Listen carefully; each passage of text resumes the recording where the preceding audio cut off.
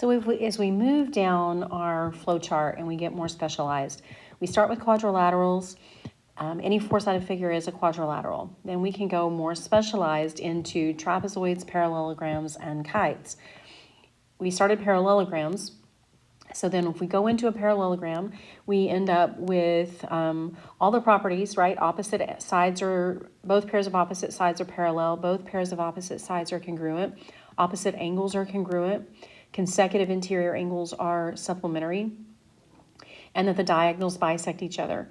And so now if we go even more specialized, we can talk about rectangles. Rectangles are parallelograms.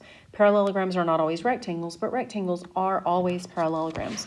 So the things that make rectangles special is that they have 4 right angles. Now, while this is a very basic thing that most of you already know, or you should know, it is the one thing that keeps getting forgotten when you're trying to solve problems with rectangles. So as soon as you know it's a rectangle, go ahead and put those right angles on the corners so that you don't forget about that, because it's going to help you when you're trying to find angle measures. The other thing that happens is when it's a parallelogram, the diagonals bisect each other. When it's a rectangle, what happens is the diagonals not only bisect each other, but now they are congruent. Now, why that's important? So they bisect each other and they are the same length. That means that AC is congruent to BD. What that means and what that creates for us, then why that's important, is it creates this situation where I have 2 different sets of isosceles triangles. And that's going to help us get to some of the things that we need when we're looking for the other angles. Now, in real world, that's useful because if you want to check and make sure that say you're building a door frame or a window frame, or you're putting down forms for a foundation, and you want to make sure that your corners are at right angles, then what you can do is you can measure across the diagonals. If your diagonals are equal, then your corners are going to be right angles. If they're not equal, then you need to shift it so that your angles can be right angles. So let's take what we know now, and let's look at this rectangle. So we have rectangle A, B, C, D, and we want to find the numbered angles. Okay, so our numbered angles, and what I like to do is just kind of start with anything. I have a 60-degree angle and I have a 30-degree angle. As soon as I know it's a rectangle, I want to go in here and I want to put in those right angles so that I can remember where to go from there. So I start filling in everything I know. I know that angle 1 has to be 60 because that angle is a right angle. It adds to 90. And angle 2 is 30. It also, you might recognize, those are alternate interior angles. And so that's another way that you could get those angles. Now, from there, we have to find a way to get out of those corners. So from there, the easiest thing to do is to go back and use that isosceles triangle. Notice that we have an isosceles triangle right here. And then we have another one that matches it right here. And so if I were to go through and find the other pieces, I would know that angle 3 then is also 60. Well, if 3 is 60, then 4 has to be 30. And that's an isosceles triangle, so you could have seen that anyway. Okay. Now, one of the things that you want to remember is that rectangles have lines of symmetry. If you were to fold that piece of that rectangle or piece of paper, think about it like that, we would know automatically that this angle matches with this angle. If we were to fold it as a hot dog fold, we would see that all 4 of those pink angles are going to match. So that helps us when we're looking for bigger pieces. So we have that angle 1 is 60, angle 2 is 30, and 3 and 4 are 30 and 60 also. Okay, so we have rectangle PLAN, PT, which is this piece right here. PT is 1/3 x plus 1/6, and NL, which is this piece right here, is 8. So a couple of things going on here. One, we know that PA is equal to NL, or we know that PT is equal to NT, or half of NL. Well, that means NT, if NL is 8, then NT and TL are 4, because it's a parallelogram, the diagonals bisect each other. So now we can set up our equation. 1/3 x plus 1/6 is equal to 4. It's easier to half in L than it is to double PT. Okay, so that's why I did it that way, because it's easier to half 8 than it is to double 1/3 x plus 1/6. Now, remember when we're doing this, we want to get a common denominator. So to get a common denominator, I want to use a denominator of 6. So I would multiply 1/3 by 2/2. 1/6 already has the denominator, and I would multiply 4 by 6/6. So I have 2x/6 plus 1/6 is equal to 24/6. Now, again, we've talked about this before, but there are a lot of ways that you can get rid of that fraction. I'm going to get rid of it right here. Multiply both sides by 6. All of the 6's cancel out. And it leaves me with 2x plus 1 is equal to 24. So you get that 2x is equal to 23.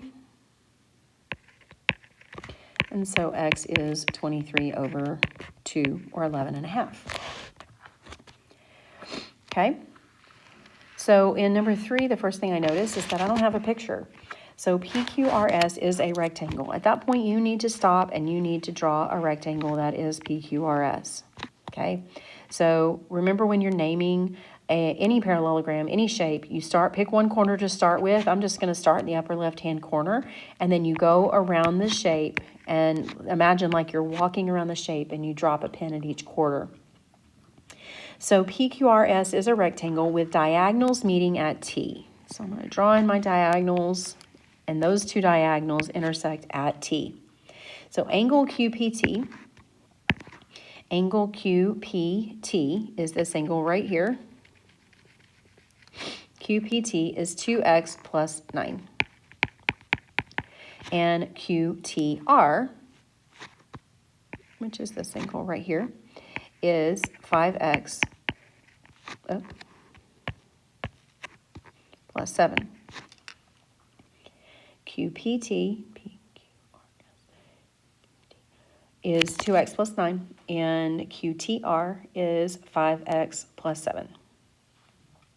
Find the value of x and the measure of PSQ. Okay, so we need to think about how we want to work through this problem. There are a couple of things that you can do. One of the things, if you notice that of the 4 little triangles on the inside, notice that none of them are the same. And so that none of them belong to the same, none of the angles belong to any of those 4. And so if you start working your way through it, you can do a lot of different things. One, I know that this is 2x plus 9 also. Now, if you do that, then you can start to see where it might be beneficial to focus on this triangle right here. So this is just one way you can process through it, but I need this inside angle. I need that angle right there. Well, it's a linear pair with 5x plus 7. So I can take that 5x plus 7, and I can say 180 minus 5x plus 7. Be really careful with those parentheses, otherwise you're only going to subtract the 5.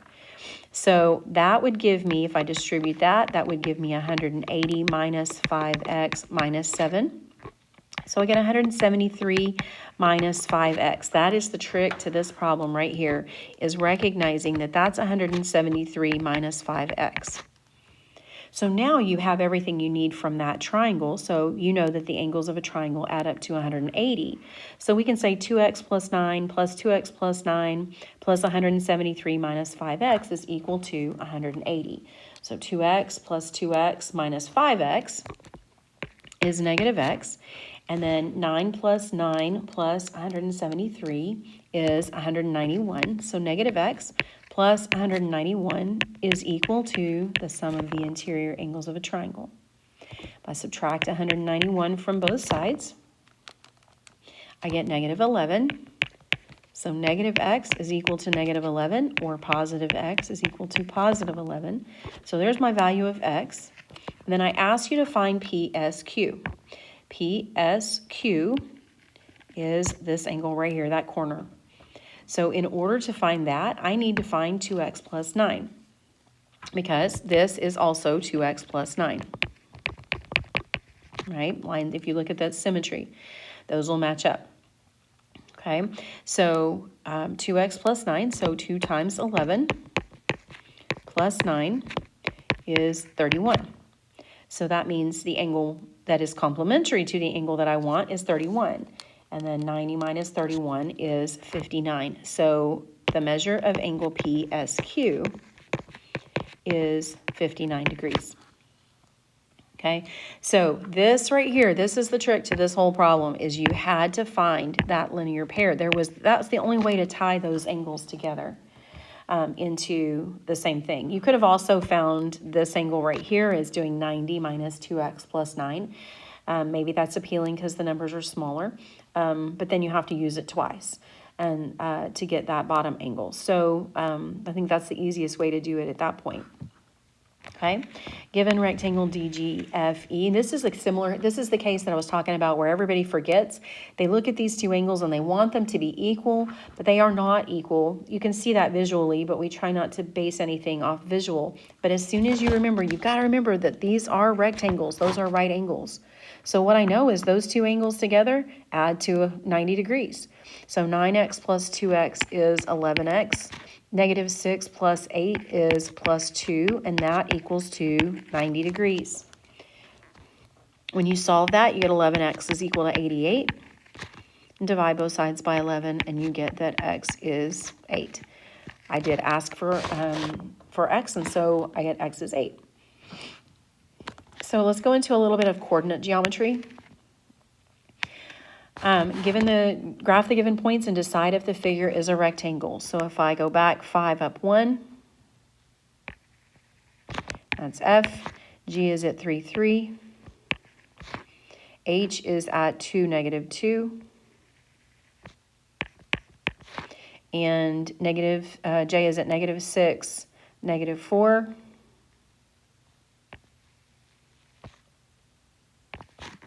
And the question is this figure a rectangle? So let's look. So let's think about what we need in order to be a rectangle. Okay, in order to be a rectangle, you have to meet all the qualifications of being a parallelogram, and then you also have to have right angles. So the easiest way to tell if we have right angles is to use slope. Every time we go into coordinate geometry, we always tend to use slope. So let's look at this. Remember that parallel lines have same slopes. Perpendicular lines have opposite reciprocal slopes. So opposite reciprocal slopes. So let's find the slope. So the slope of FJ. The slope of FJ is 1, 2, 3, 4, 5 over 1. So the slope of FJ is 5. And then let's find the slope of FG. The slope of FG would be up 1, 2 over 1, 2, 3, 4, 5, 6, 7, 8. So it's 2 over 8 or 1 over 4. Those are not opposite reciprocals of each other. And so the reason that I know that this is not a rectangle, I can test and see if it's a parallelogram. That's easy enough because if you look, it'd be up 1 over 4, up 1 over 4. So JH is parallel to FG. FJ is parallel to GH. It is a parallelogram, but it is not a rectangle. So the best name that we can give it is parallelogram because the slopes are not opposite reciprocal. Okay, we don't have opposite reciprocal slopes. That's what we're looking for. That's the easiest way to tell if something is a rectangle. And you don't want to necessarily think because it's at a diagonal that it's not going to be a rectangle. So always check those slopes. So in question 6, I'm telling you LMNP is a rectangle. So L is at negative 4, 1. M is at 2, 5. N is at 4, 2. And so the question is, where is P? Okay, so here's what you want to do. Notice that we didn't give a good straight one, so we need to know where P is going to go. Now, there are a couple of ways that you can do this. You know the slope of MN, so because it still meets the requirements of being a parallelogram, opposite sides have to be parallel. So if I test the slope, if I use the slope of MN, 1 down 1, 2, 3 over 2, then I can go down 1, 2, 3 over 2. And that point right there, P is at negative 2, negative 2. That will make it be a rectangle because we can assume, I told you that it is a rectangle, so we can assume that LM and MN are perpendicular to each other. And so I can use the same slope from L that I used from M, and I can make sure that that slope is perpendicular. Okay, so again, we're using perpendicular, we're using slopes, but in this case, we used that the opposite sides are parallel, and so that told me how that had to, where P would go from there. So find the missing coordinates. This is another coordinate geometry. Find the missing coordinates in terms of A, B, and C if the shape is a parallelogram. So the point is that we don't really know where it is sitting, and so we can put, if we've got D sitting here at A, B. So what we know is that then B is at over C up. Well, this one's easy. B is at C 0. Okay, A was at 0, 0. So we want to write it in terms of A, B, and C, little a, little b, little c. Okay, so point B is at C 0. So we don't know how far it went over, but we know that it went over a certain amount and up 0. Okay. So what we know, now here's the trick to this problem. We know that to get to D, we went over A and up B. And so we know that this side has to be parallel to this side. So we're going to go over A, up B here also. So we're going to go over A, up B. Well, I already went over C. Okay, and now I need to go over A more. So point C is going to be, I went over C, and then I went over A more. And then to get to point C, I went over distance C plus A, and then I go up the same amount because I went over A, up B, I went over A, up B. So I went over, so point C is at distance C plus distance A, and then up distance B. Okay, so to be a rectangle, you have to be a parallelogram to start with, and then you have to have 4 right angles. And because you have those 4 right angles, that causes those diagonals to be congruent.